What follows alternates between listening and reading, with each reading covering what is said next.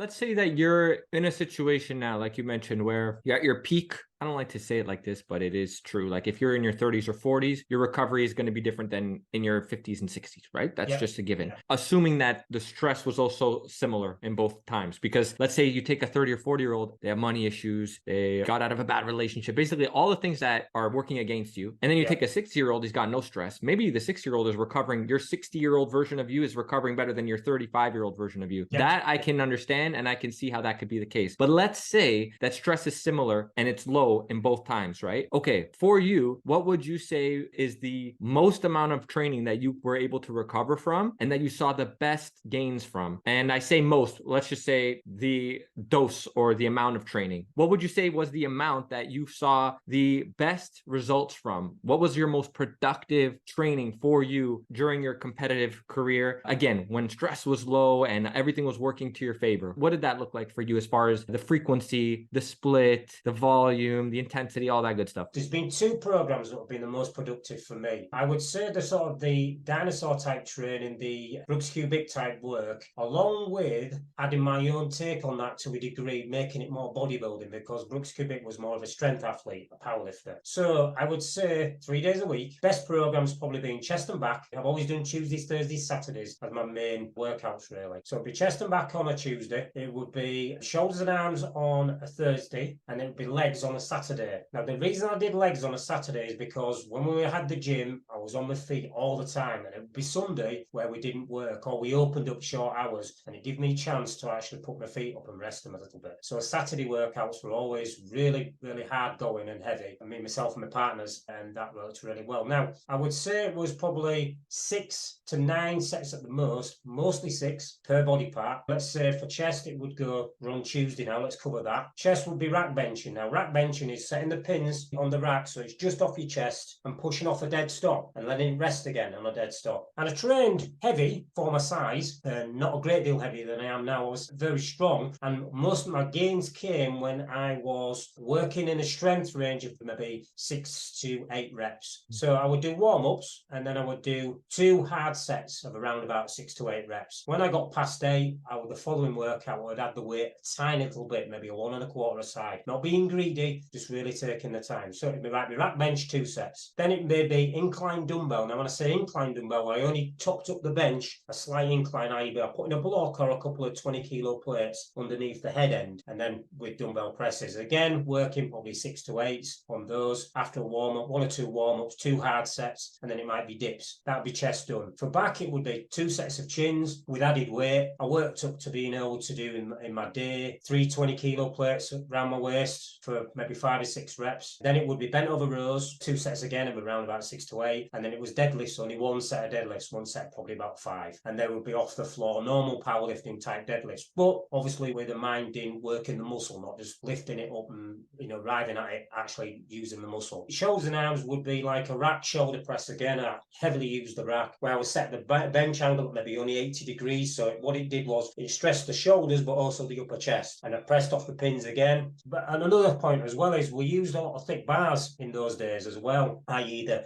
3-inch diameter bars, because it made the movements more direct on the muscle, funny enough, and it would make the movements harder. So it would be 2 sets of like rack shoulder press, it might be 2 sets of heavy lateral raises, and then 2 sets bent over lateral raises. So you can see there that we're having some isolation moves in there as well, which Brooks Cubic wouldn't do. It would just do the heavy presses. Then it would be arms, it would be thick bar curl. Maybe for biceps and triceps, it might only be 2 or 3 sets. So I might do 3 sets of thick barbell curl, and then close grip benching might be 2 or 3 sets. On the leg day, it would just basically be a couple of heavy sets of squats, might be 2 sets of heavy leg presses, 2 sets of hack squats. I didn't do any leg curl work because the hamstrings was worked heavily through deadlifts. There'd be some calf raises. Potted in there throughout the week as well would be some ab work, again weighted, hanging leg raises, weighted crunches, and neck work as well. That was taken from Bill Pearl because he did a lot of neck work. And when I dieted down as well, my neck used to go really really thin. So I used to have to work my neck a lot to keep the size there. And that would be a really, really good program. And that was what gained me the size to be able to be competitive against the people I was competing against. Because I was always losing out to somebody with a little bit bigger chest or bigger shoulders. And, like Lee Williams beat me in 93,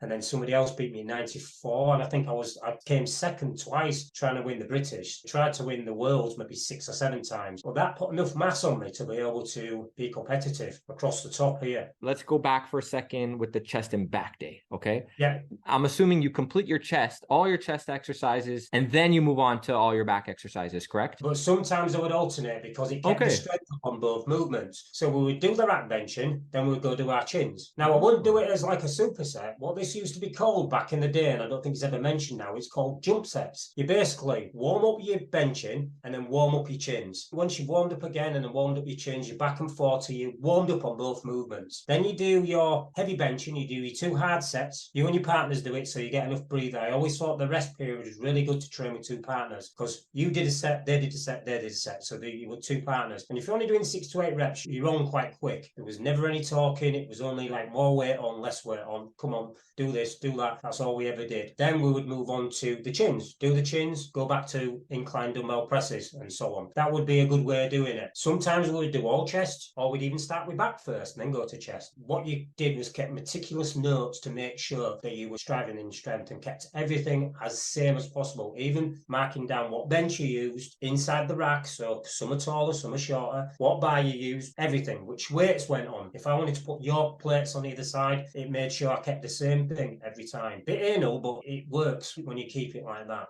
So basically, we're talking 6 sets roughly per week for the body part directly. Yeah. And did you find that after every single workout, though, during this time that you're mentioning, a day of rest after training was essential? Oh, absolutely. But you know what? In the years where I haven't competed, where I haven't had a mind to make progress, and I've just trained for the sake of training, just to look good, just to feel okay in myself. And a lot of other things, a lot of things like hiking, training with chest expanders, bull workers like I did when I was a kid, to enjoy training. And I might do a body part maybe 2 or 3 times a week, because it's not progressive and it's not hard enough for it to damage my system. But yet the muscle don't look nowhere near as good. No matter how many sets of press ups you do, or ring push ups, or chest expander work, or light dumbbell work, no matter how much work you do not look as good as only hitting it once a week. Now, straight away, as I've got it in my head that I'm going to do something, and it was supposed to be this year, but my son was competing and I was concentrating more on him. We had a few other little issues and it wasn't biting me, but now it's bit me due to your podcast, I must say. Now, when I've started now and got really serious about my training and only hitting it once a week now, you can already see the difference. I look now and I'm thinking, oh, my upper chest has filled out really quickly. I can see it's because I think what you do is you're depleting the glycogen out of the muscle all the time. And if you have a fast metabolism, like you probably have as well as me, and a nervous sort of energy, which you're always doing something, you're just depleting yourself. You cannot eat enough to get the glycogen back in the muscle. So you're always taking it out. You're always wringing out that sponge, so to speak. The muscle doesn't get a chance to fill up properly. You're constantly wringing it out. So it works better one day a week, without a doubt. I found that's always been the best thing for me, really. I don't do HIIT exclusively, and I don't do volume. I have somewhere in the middle. I have like principles, and I stick with those principles because I know that's all I can recover from. Because at the end of the day, it's recovery. You can train and have an awesome workout, and like Marshall said, he said that you've got to live to train another day, and I was like, he's so right, because I can like kill myself in the gym and then I won't be able to train again for 2 or 3 days because you just can't